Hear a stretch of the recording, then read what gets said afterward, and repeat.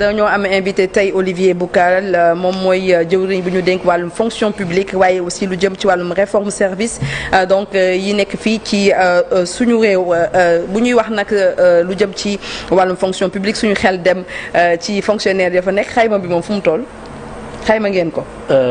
oui liggéey bi fu mu toll. les fonctionnaires xam nga wax ci ay fonctionnaires dafay xaw a parfois difficile. puisque ñun am na loo xam ne fekk nañ ko fi moom. xawoon na jaxasoo de sorte que fonctionnaires yi boo demee à la solde base solde parce que fonction publique mënu laa jox un effectif global des fonctions parce que am na ay fonctionnaires yoo xamante ne ils sont pas administrés par la fonction publique. Par exemple les magistrats ils sont pas administrés par la fonction publique, les militaires. Tout ce qui est les forces de défense et de sécurité ne sont pas administrés par la fonction publique.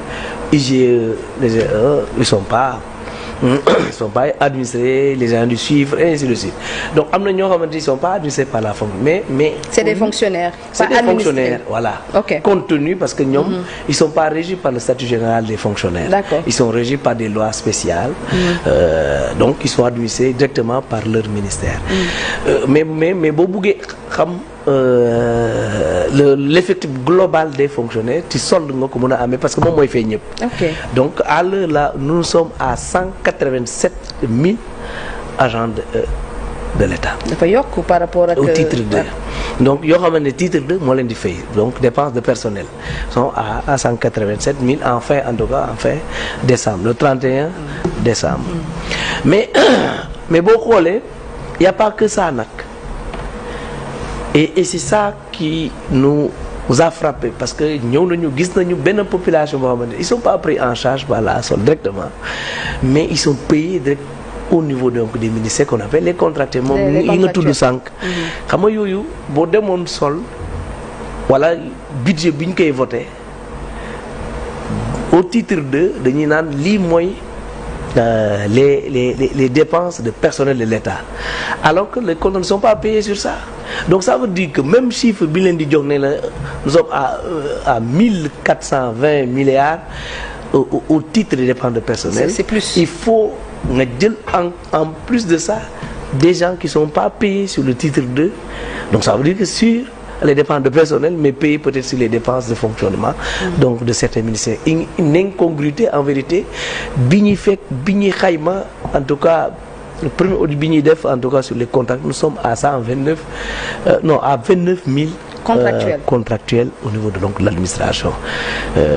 C'est important mais voilà ce qu'on a trouvé et c'est ça qui déstructure un peu liggéeyu fonction publique. Mais lan mooy expliquer loolu lan moo tax ñu baree noonu contractuel yi nga xamante ni peut-être. non en vérité am na ay contractuels yi ma mën a ne bon légaux.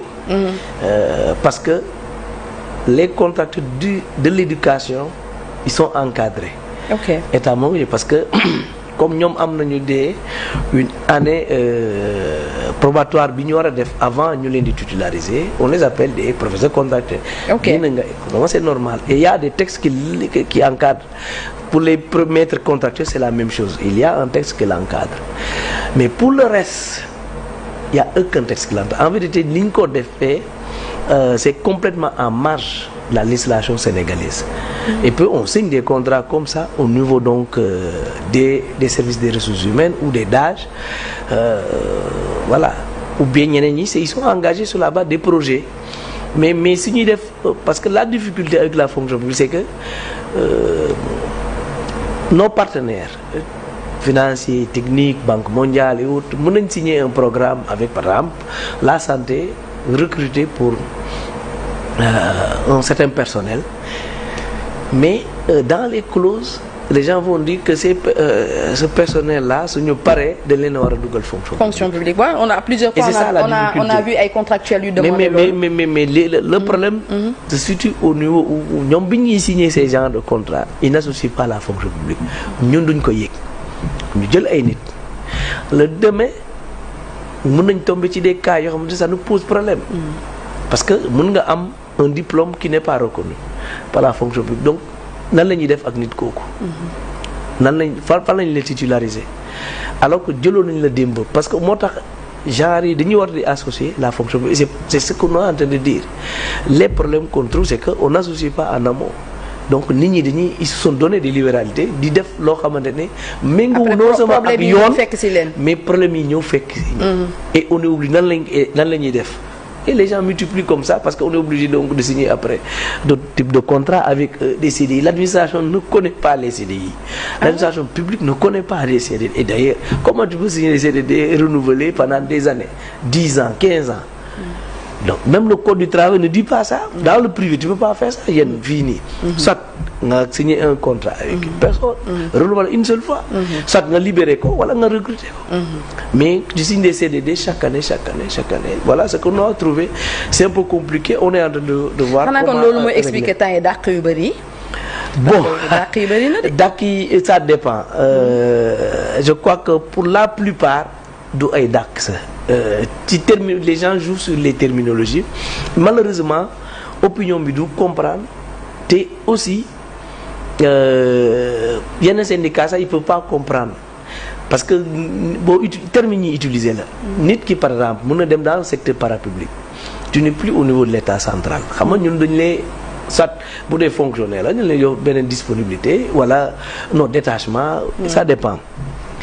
Bu dee des agents non fonctionnels ils ont des suspensions d'engagement chez nous mais yow boo demee nit ki moo la soxla woon ne la je fais appel à tes services. Il demande à l'administration nous on lui donne quelqu'un mais s'il n'en a plus besoin il est venu il n'en a plus besoin il peut bien donc suspendre le détachement et te remettre à la disposition de l'administration li ci bëri nag loolu la.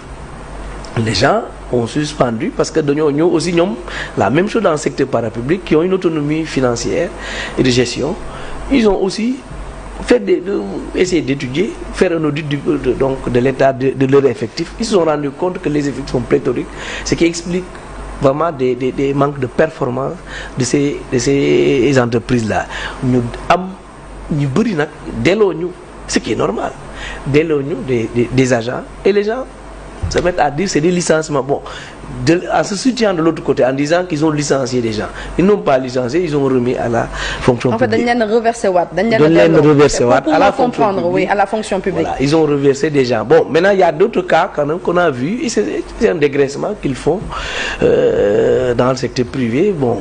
Mais je crois que daanaka c'est très faible par rapport ak li may dégg dans la presse ñu naan ay 80 je sais quoi non ça là c'est des gens qu'on a retourné à la fonction publique. Mais am na quand même licenciement yi am na.